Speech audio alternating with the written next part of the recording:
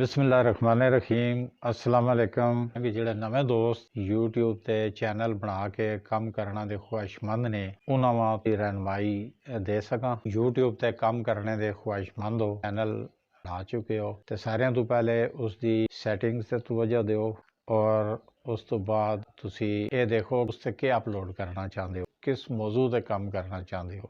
कोशिश करो कि वो जो कुछ तुसी अपलोड करने लगे हो मुख्तलिफ हो गए। यूट्यूब ते ऑलरेडी लातदाद मौजूआत ते वीडियोस मौजूद ने देख के तुसी रहनमाई कर सकते हो और नवे अंदाज दोबारा दस सकते हो, सिखा सकते हो, लेकिन इनफरादियत होनी चाहिए उन्हें।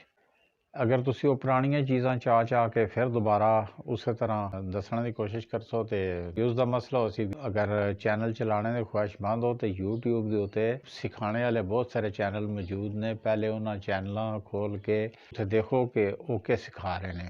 जेड़े चैनल ते कोई यूट्यूबर बड़े अच्छे अंदाज सिखा रहा और तुसां को समझ आ रहा कि एक क्या सिखा रहा है, तुसीं उस पसंद कर रहे हो कि हाँ ये बंदा जी गल दसदा पे असां दी समझ आंदी है, उसकी गल्लां फॉलो करो और उसकी रोशनी तुसी अपना काम स्टार्ट करो। मेरे दोस्त है जिन्हें जड़े सिखाते तो हैं लेकिन काफ़ी उलझिया तरीका होंदा है उन्हों का। लेकिन बहुत सारे दोस्त यूट्यूब ते है जिन्हें आम फहम अंदाज गल करते हैं, बहुत कमां दी चीज़ां दसते हैं।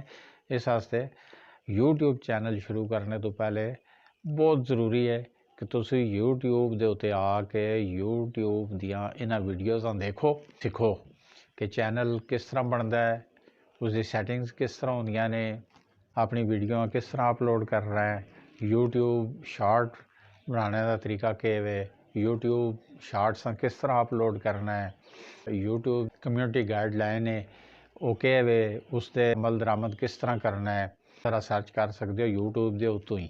यूट्यूब तो संग बहुत कुछ सिखा छोड़ता है। इब्तदाई चीज़ां ने उन्होंने सीखो, उस बाद तुसी अपना चैनल शुरू करो, इंशाअल्लाह कामयाब हो सो।